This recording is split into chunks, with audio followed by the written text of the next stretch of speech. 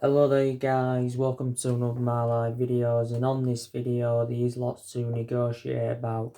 I am going to be giving you an update on some more transfer news, keeping up to date of what players are linked with Manchester United, like I've been keeping up to date with on a regular basis. So on this video, I'm going to be giving you some more additional information on Jack Grealish. Also going to be giving you some more news on Jadon Sancho, because there is huge developments on Jadon Sancho. And also going to be talking with you a bit about Ramsey from Juventus. I'm going to delve into that a bit later on in the video though. Would you like to see Ramsey come to Manchester United as part of the swap deal of Paul Pogba making a return back to Juventus? So the first topic of development I am going to start with is Jack Grealish. So according to Emil Heskey, who of course is a former Aston Villa player, is a former Birmingham player, and he's also a former Liverpool player, he believes that, Jack Grealish would be a great signing for Manchester United, because he probably does believe he will make the difference in the team. Now, obviously, Emil Heskey's give his overarching view on this speculation, and he believes that Jack Grealish will probably leave Aston Villa at the end of the season. And he believes, he does want to come to Manchester United. Now, of course, Manchester United have been relentlessly linked with him. Even if Aston Villa were to avoid relegation, that still may not be enough to convince Jack Grealish to remain at Aston Villa. If Aston Villa, were to avoid relegation, then Jack Grealish would probably cost in the 60-odd or 70-odd million pound range. But, we'd probably hope that Villa do get relegated, because obviously that would convince him more to leave. Plus, it wouldn't cost as much as 60 or 70 million pounds. Maybe we could get Jack Grealish for around 30 or 40 million if Villa were to be relegated. Now, obviously, Jack Grealish has become an integral part of Aston Villa's team, and he's done really, really well under Dean Smith's guidance. Obviously, he was key to getting Aston Villa to the Carabao Cup final. Also, was key in Aston Villa's promotion from the Championship. And up until this point, Jack Grealish has spent the entirety of his career with Aston Villa. Well, he did have a loan spell with Notts County, but Grealish has been an Aston Villa player since the age of 6. And I think he's been in their senior squad since like 2014. He has got around 3 years left on his contract with Aston Villa, and I don't think there's any buyout clause there's no buyout clause inserted. Not only Manchester United have been in for Jack Grealish, also to Real Madrid, Man City. Revert back to the summer of 2018, Tottenham were very, very close to getting him for around £25 million, but the deal didn't materialise. And, Jack Grealish, would fit Ole Gunnar Solskjaer's transfer strategy perfectly, because Solskjaer revealed that he still wants to continue the policy of recruiting young players to Manchester United. And I do believe a lot of young players are excited about, about the prospect of coming in because of Ole Gunnar Solskjaer's transfer strategy.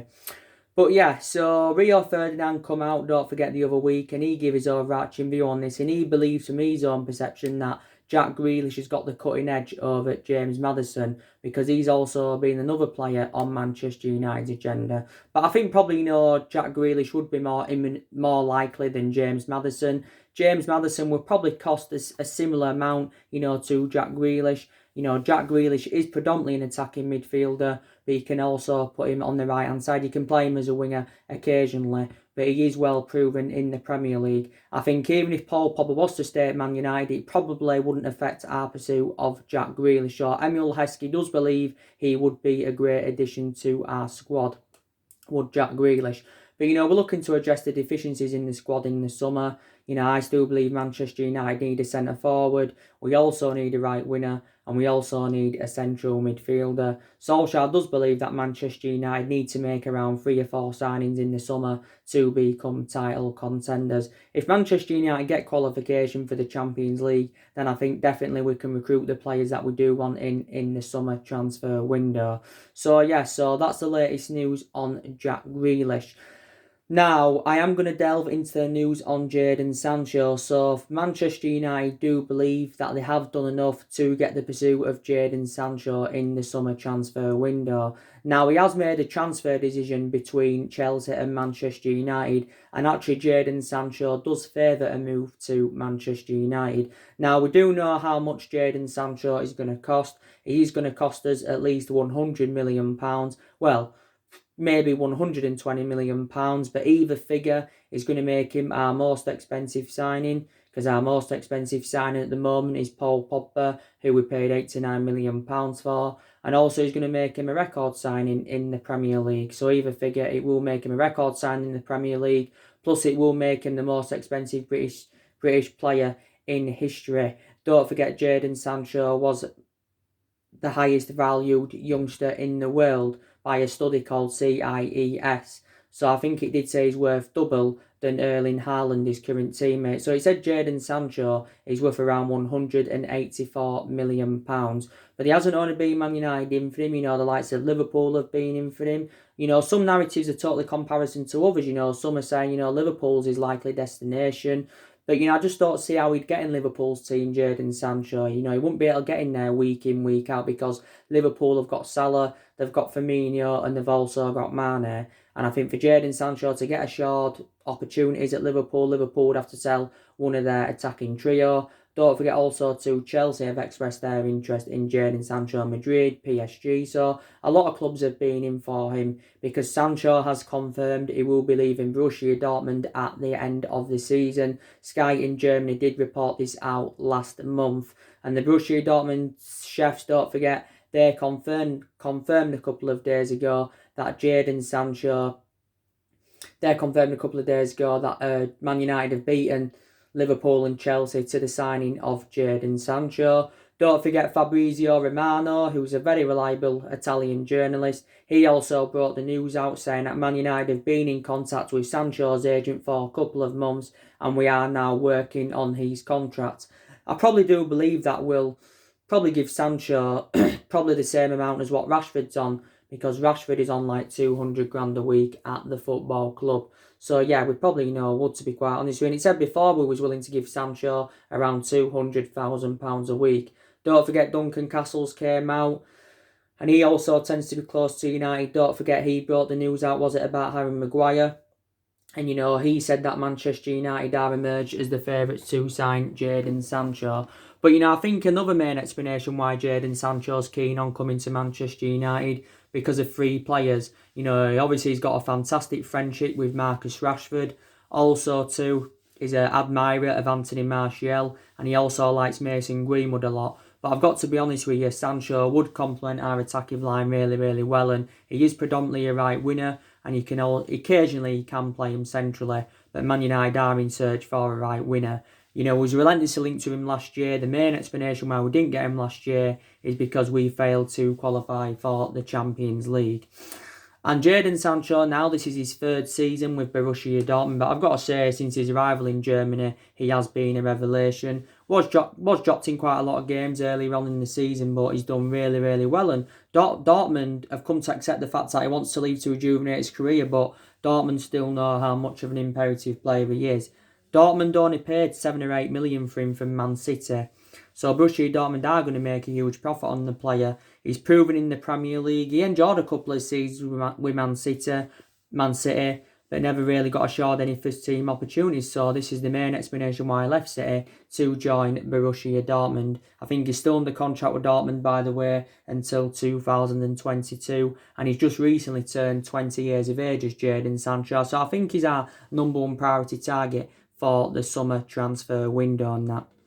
But yeah, I think, Man United are going to sign him in the summer. And if we do sign him in the summer, he will be our 6th signing overall under the Solskjaer era. And that is if Solskjaer is still Manchester United manager going on into next season, because it still remains unknown at the moment. So that's the latest news on Sancho. But like I mentioned, we reiterate what I said, I think he'll go well alongside the likes of Greenwood, Rashford, Martial, James. He'll complement our attacking line really, really well, and would be able to assure his goals, because Sancho can score goals, he can create chances, and his runs on and off the ball are very, very good. So say we get Jadon Sancho and Grealish in the summer, that will probably cost us around nearly £200 million for both players. But Man United anyway are going to spend a substantial amount on recommending more players in the summer transfer window. Don't forget, Solskjaer has got the backing of Ed Woodward. He's also got the backing of the Glazers. So he's going to get a spending spree of over maybe £200 million to spend.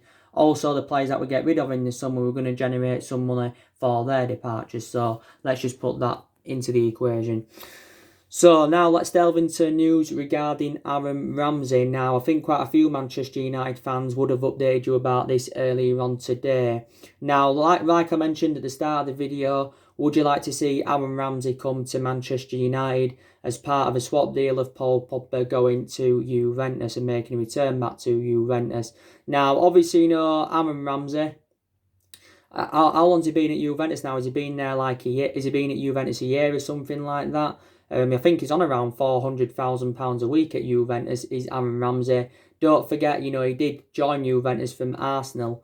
Was it last summer, if I can remember rightly, or was it the summer before that? But he did join Arsenal on a free transfer. Aaron Ramsey, is well proven in the Premier League. He was a long-serving player for Arsenal. He endured 11 years with Arsenal, so he was there over the decade. Obviously won quite a few FA Cups and that with them. I think, didn't he score in one of the finals or both finals, if I can remember rightly? Aaron Ramsey for Arsenal made 262 appearances in the Premier League, scored 40 goals, and I think he made over 300 other appearances in all competitions, did Aaron Ramsey. Arsenal did get him for £5 million from Cardiff, because actually Aaron Ramsey began his career with Cardiff. I think he was in there, he was playing youth football for around 8 years with Cardiff, wasn't he? I think he also had a loan spell with Nottingham Forest. So, would you like to see Aaron Ramsey recommended in? Aaron Ramsey is predominantly a box-to-box midfielder. He can also operate on both flanks. But I don't think he's been the same player at Juventus, as he was during his long spell with Arsenal. So would you like to see him come in? And I think Juventus would be willing to do business, so they can get Paul Pogba on the board. So yeah, that's the latest news on Aaron Ramsey. And I think Aaron Ramsey's now 29 years of age, so he has still got a lot of development in him. What's his contract? He's under contract with Juventus until 2023, if I'm right. I think it's something like that, yeah. But, with Paul Pogba, there's still uncertainty over his future at Manchester United. And I just wish that the football club would resolve Paul Pogba's future, because since Paul Pogba rejoined Manchester United from Juventus back in 2016, he's basically, endured a difficult time, let's be honest. I think the best we saw of Paul Pogba was in that 3-month period when Ole Gunnar Solskjaer was the interim manager, because he put a good run of performances out, did Paul Pogba. But he's just, since he rejoined the club, he's just had a long-running transfer saga with Pogba. Not only that, injuries has also affected his Man United career. Pogba's only played 8 times this season. The positive is, when the season does eventually resume, I think Paul Pogba will be back in action. And I will be excited about the prospects of Pogba and Bruno Fernandes playing together in our midfield.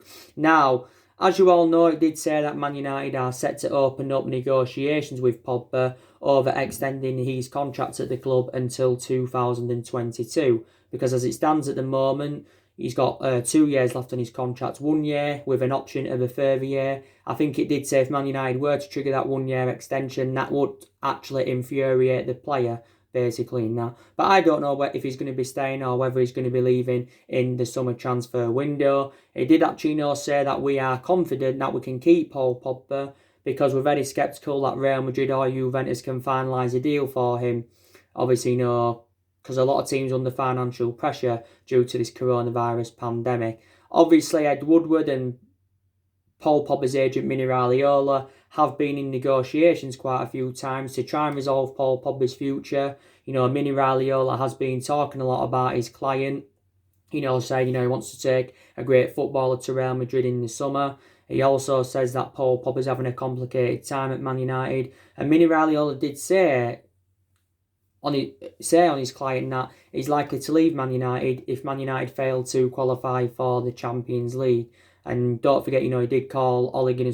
He said Paul Pogba is not Ole Gunnar Solskjaer's property. He criticised Gary Neville, don't forget, at the turn of the year. So we don't like the comments, that Mini Raiola has said. So basically, Mini Raiola's made a number of public attacks against the football club, especially this year. But at least in the last couple of years, Mini Raiola has, been working on getting his client a transfer away from Manchester United completed. So let's just put that into the equation. Obviously, a couple of weeks ago, it did say that Paul Pogba was interested in staying at Manchester United. He was interested in staying at Man United, and he was interested in extending his contract at the club. And I think one of the main explanations why I did say I wanted to stay is because of, Bruno Fernandes, because Pogba is aware of the impact that Bruno Fernandes has made so far. And, he believes he can form a partnership with Bruno Fernandes, but people have obviously got different perceptions on that, let's be honest. But, and Solskjaer basically reiterated then, he says, Paul Pogba, will remain at Manchester United next season. But it said the other week, that we're willing to let Paul Pogba go for just £100 million this summer. Now, that figure's totally comparison to the one last summer, because last summer we revealed that we wanted £180 million. And this is the main explanation why Paul Pogba's move to Madrid didn't materialise, because Madrid were not willing to meet what we was demanding for the player, basically, because his actual preference was a move to Real Madrid last summer's was Paul Pogba's. So you can say we've knocked around £80 million off our asking price. Maybe we still want more than £100 million for him. But if Pogba leaves and he doesn't go to Real Madrid, I think he'll probably make a return back to Juventus, because don't forget he did enjoy 4 good years in Turin, did the player. But since Paul Pogba rejoined Manchester United back in 2016, the appearances he's made in total, I think he's made, is it around 100? And is it 140 odd appearances, and he's scored around 31 goals for the football club. So there's still uncertainty over his future. But, all United fans have got different perceptions on Pogba. He was back in training the other week. Don't forget, he had some personal coaching with Michael Carrick. So, yeah. And also, I've been reading reports today, and it does say that Juventus are also willing to offer either Pjanic, however you pronounce his name, Miralem Pjanic, or Dybala as part of a player plus cash deal for Paul Pogba. Plus, they are willing to offer around 50 or 60 million pounds. So, do you think Manchester United should go along with this? With Paul Dybala, don't forget he recently got tested positive for coronavirus. Obviously, he was struggling to breathe in that very, very bad disease. Don't forget Man United went in for Dybala last summer. Obviously, we didn't get a deal over the line for him. Probably would cost us at least £100 million, Dybala, without him being part of any swap deal and that. But, I think Dybala's now been at Juventus, is it around 4 or 5 years, and he's done really, really well for them. I think he's predominantly number 10. He can play in a variety of positions, so his versatility is very, very good. I think Dybala is around 26 years of age. So would you like to see him come as part of a swap deal of Pogba going to Juventus? Dybala, is a former Parma player, also a former Instituto player. So I think up until this point, he's spent the entirety of his career in Italy as Paulo Dybala. I think he's got a contract with Juventus until 2022. I think Juventus paid around €32 million for him. But yeah, so United fans would have different perceptions on Dybala. Obviously, Pjanic, Miralem Pjanic, he currently plays for Juventus. I think he's been at Juventus since 2016. He's a former Lyon player, isn't he? A former Roma player and a former Mets player. So they're the clubs that Pjanic has been at. He's a midfielder, is Pjanic, and I think he's around 29 years of age. So Juventus are willing to offer one of them players plus cash for Paul Pogba. So that's the latest news on that. Obviously, our other, players on our agenda, don't forget Jude Bellingham. He's another player on Manchester United's agenda. And don't forget, Man United could get a deal finalised for Jude Bellingham this summer. A number of clubs have expressed their interest in Jude Bellingham, Man United, Chelsea, Bayern Munich, Borussia Dortmund and that. It did actually say that Borussia Dortmund have been emerged as the favourites to get Jude Bellingham on the board. Reports were coming out recently though saying that Borussia Dortmund have ended their interest in the player because Dortmund are actually seeing him as the adequate replacement for Jadon Sancho. This is what it basically said. But I don't think he's yet made a decision on his future as Jude Bellingham. I know he's going to be probably leaving Birmingham at the end of the season, but I don't know where his next club is going to be.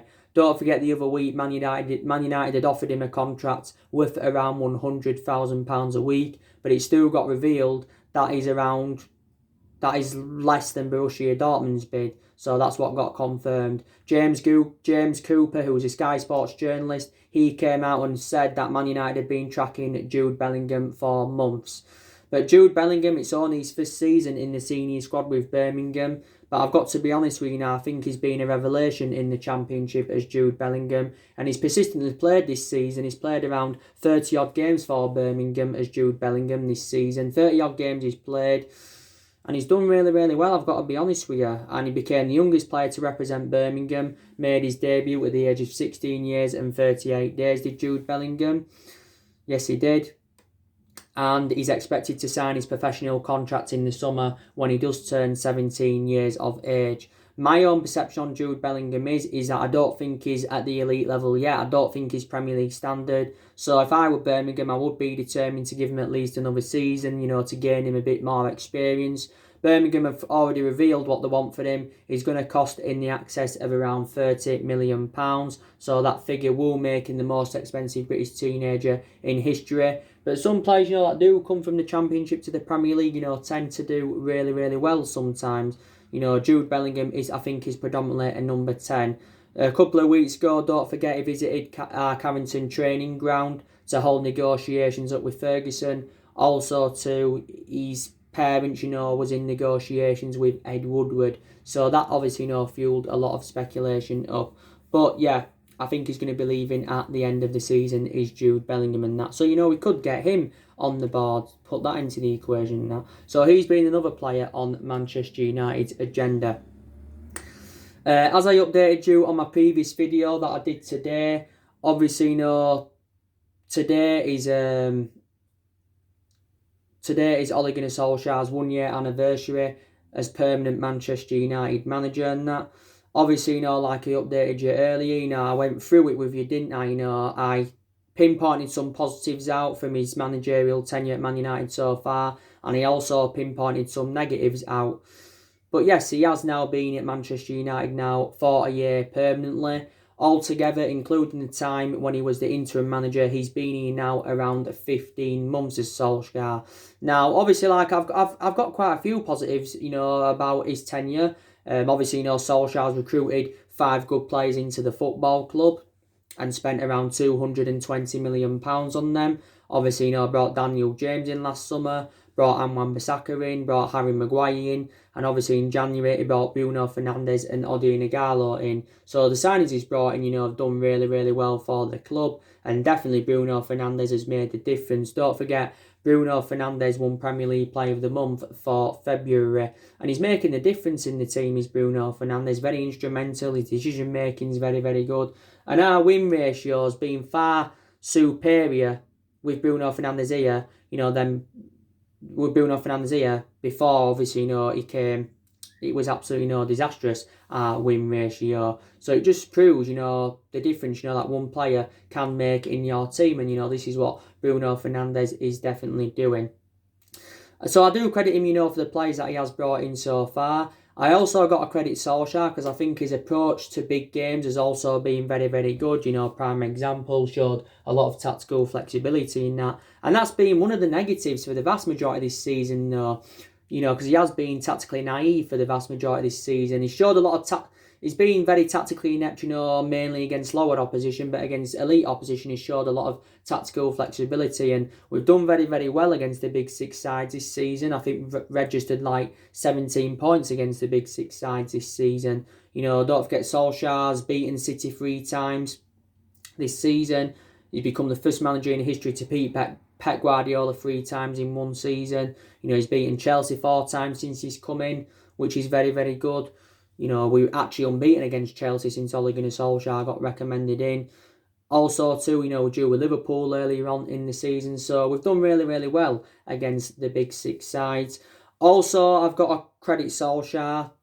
This is one of the biggest things I do credit him for, with him promoting the youth. Because Solskjaer has got a lot of trustworthy in his young players. And the young players have been given their opportunities this season, which is very, very good to see.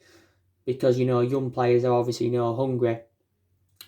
But I think there's these young players at Man United, I think we've got the youngest squad in the Premier League this season. But I think the likes of Greenwood, he's going to definitely become a success at Manchester United now. Greenwood seldom starts in the Premier League.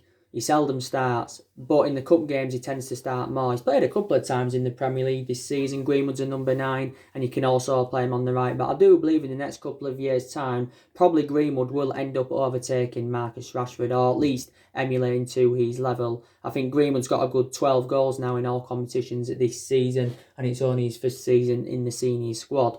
Also, too, Brandon Williams, I've been very, very impressed with him. This is his first season in the senior squad, but at least he's being given his opportunities.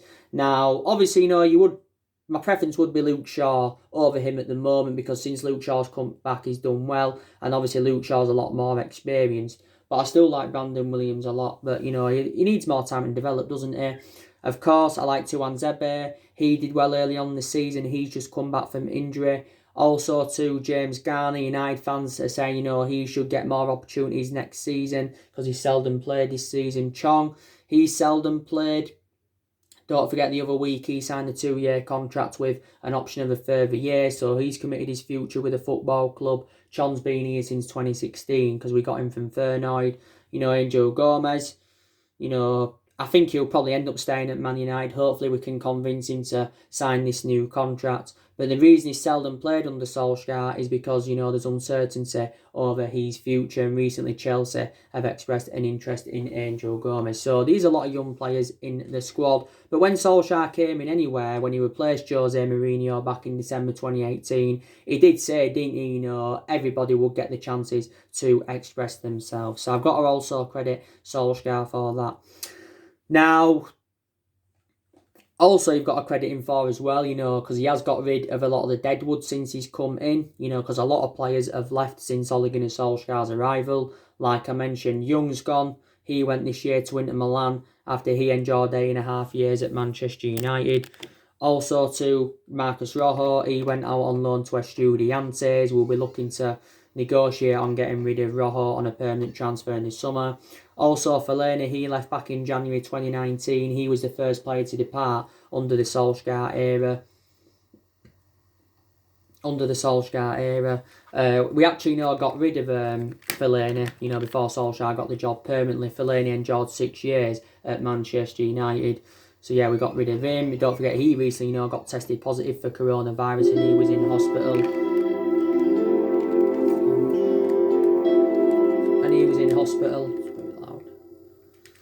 We also, of course, saw Herrera leave last summer.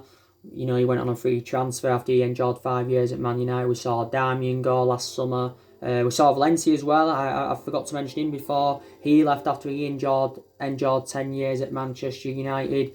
And we also saw Lukaku leave last summer. He went to Inter Milan. And we also saw Alexis Sanchez go out on loan to Inter Milan. Of course, Dean Henderson is also out on loan. Obviously, there's a lot of talks about Dean Henderson becoming our #1 goalkeeper, when he comes back from his loan spell with Sheffield United. And possibly that means then De Gea will lose his place in the team and even could leave Manchester United in the summer. But I still expect, Man United to get rid of around 5 players in the summer transfer window. And I've already gone through you what players I think will leave Manchester United in the summer. Yes, I have in that.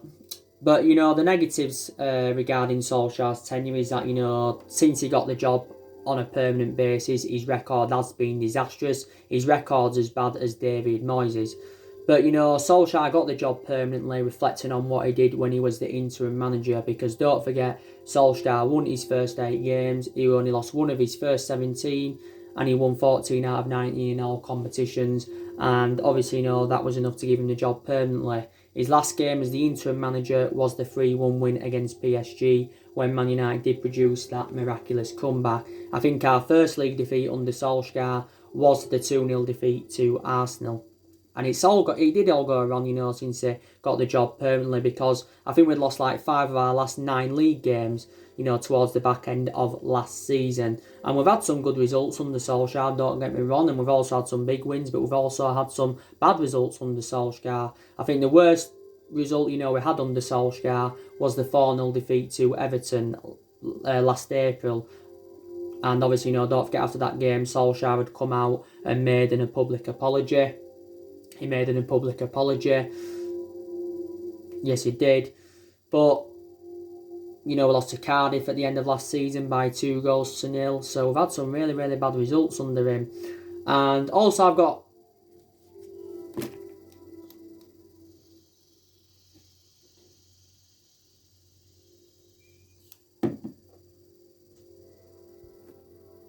also too though, like I mentioned, we've had some good results under him as well. We've had some big wins. 4-0 against Chelsea on the opening day of the season. 6-0 against Tranmere. 5-0 against Lask, the last game we played, Lask. 5-0 against Club Brugge. 5-1 against Cardiff. That was Ole Gunnar Solskjaer's first game as Manchester United manager. So we have had some big wins under Ole Gunnar Solskjaer. And Solskjaer's got 2 years left now on his contract. He's got 2 years left on his contract. I'm still very sceptical that he is the long-term solution for Manchester United. But I think he deserves at least another season because this is his first full season at the moment. And he is aware it is a transition period. And like I mentioned, we've sacked 3 managers since the Ferguson era. We got rid of Moyes, Van Gaal and Mourinho. And Man United haven't really got the structure to keep sacking managers. But I've got to be honest with you, I've seen a lot of changes under the Solskjaer era recently than what I saw under the Mourinho era. And Solskjaer was recently talking about how he had to overhaul Manchester United. But we're on a good run of form. We are unbeaten in our last 11 games in all competitions. Our best vein of form since Solskjaer was the interim manager. The last game we lost was the 2-0 home defeat to Burnley. Now that was an embarrassment, and I think that was Burnley's first win at Old Trafford since 1958, which is around 60 odd year ago now, if I'm right, or 70 odd year ago. I think 1968 wasn't it, or something like that anyway. But But yeah, so anyway guys, that's everything to update you today. Drop your comments, likes below on the channel. If you do, consider subscribe. As always, take care, God bless you all again very, very soon. Thanks for watching.